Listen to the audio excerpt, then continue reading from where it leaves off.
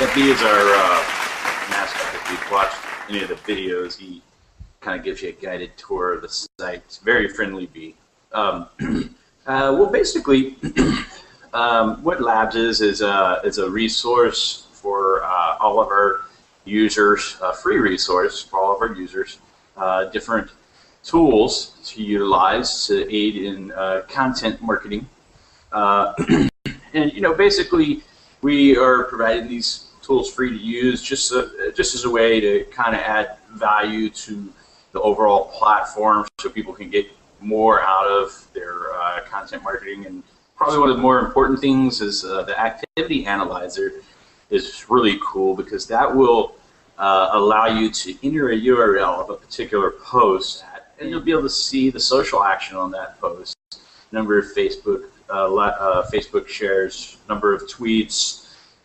Then we've got a Twitter chat app, and I know a lot of MyBlogGuest members. I know the moderators are all familiar with the MyBlogGuest Twitter chats. So our Twitter chat application, anyone can, any user can use that to host their own free Twitter chat. And I guess, Deborah, could you elaborate a little bit on the benefits of the Twitter chat? The MyBlogGuest Twitter chat's very informative, so you can walk away learning some tips, and you get a little window into Ann and Sana's brilliance. So they're very informative. The tool, I like how there's 2 columns, and it filters out the moderator. So if people are, especially when you're new to Twitter chats, there's a lot of tweets that are going by, and trying to figure out which one you're supposed to respond to, where are the main announcements coming from. So the tool from VCB allows you to highlight that on the right-hand side and see what the moderator is actually tweeting. But I'm going to give kudos to this unnamed MyBlogGuest user who actually posted in what I call the social love forum on the MyBlogGuest. When you're a member, you have access to a forum where we share the guest posts. And he put a link to BCB within the social help. So he's actually giving, not only is he saying, please share my post, my guest post, but he's also saying you can get some credits by logging in here and sharing it. And I thought that was really helpful. It's kind of the best of both worlds, where the person posting it gets some help as far as the share of the guest post, but also giving an opportunity for someone to, if they really like it, they get some credits. I don't really think about it, is actually viral content buzz is actually another traffic source. So it's actually an extension of our current moderation. We check articles when the articles are already live in the gallery. To ensure the quality, we have our quality checklist. If an article has these issues, we will add private notes to the user and hide the article.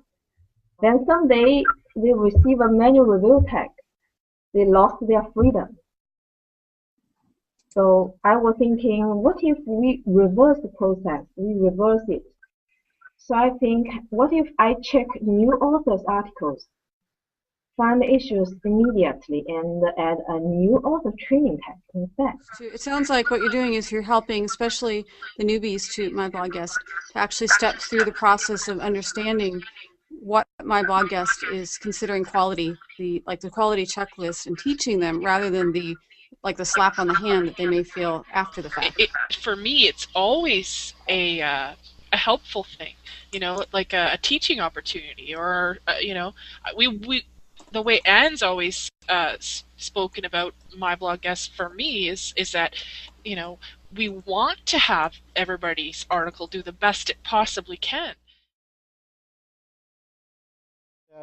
You know how publishers have a slush pile on their desk of stories people have sent them and they'd like them to read, and you can get lost in the slush pile. I mean, in the general gallery, we have articles that are wonderful, that are excellent, that are elite articles in the general gallery. But there's also thousands of other articles in there. Not every author has to be an elite author. But if you're an author who really does care about your work and you want it to stand out a little more, you don't mind maybe going through some more stringent guidelines, then the lead article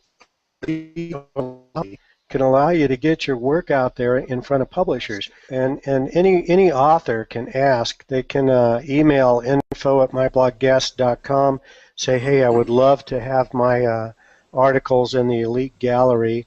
The other thing, we talked about numbers in the headers.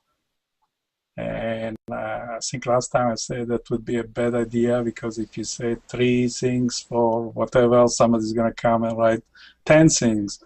So I think it's overdone, because somebody or lots of people seem to think that it's a good idea.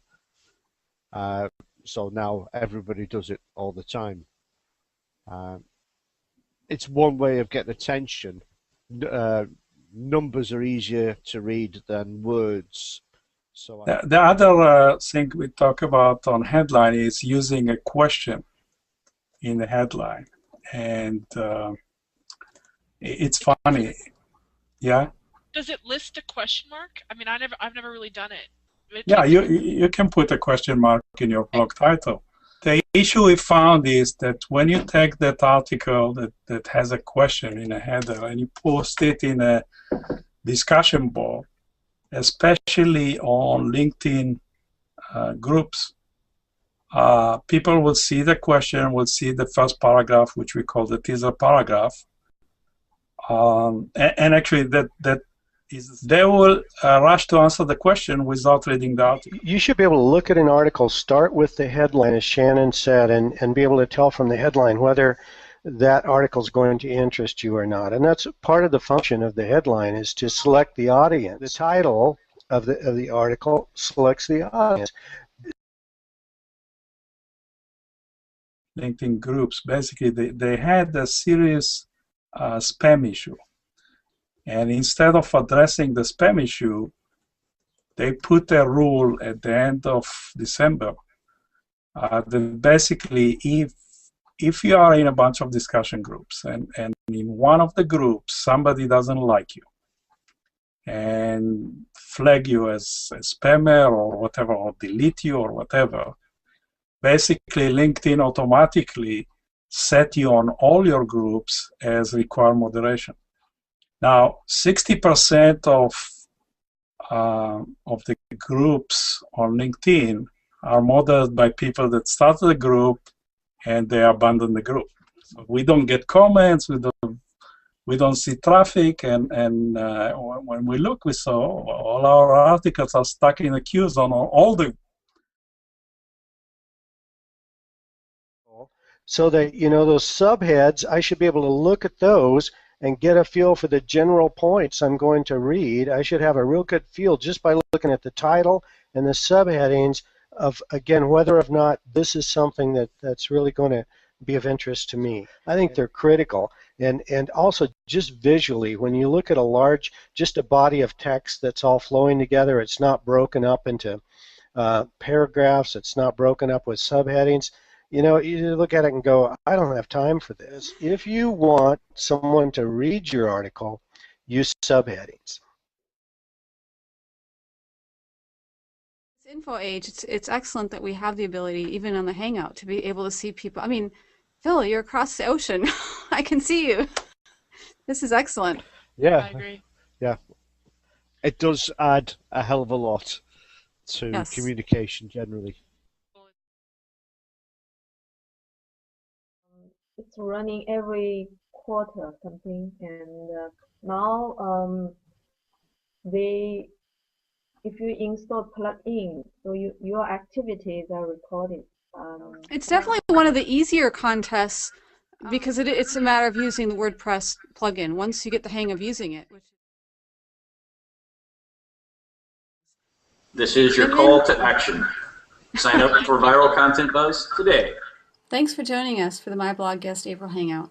Watch for more information on subscribing to the podcast, which is the audio version of this Hangout, and also the event for the May Hangout, which will be posted in the Google Plus community for MyBlogGuest. Also, information will be available on the MyBlogGuest blog, as well as a forum. See you in the MyBlogGuest community.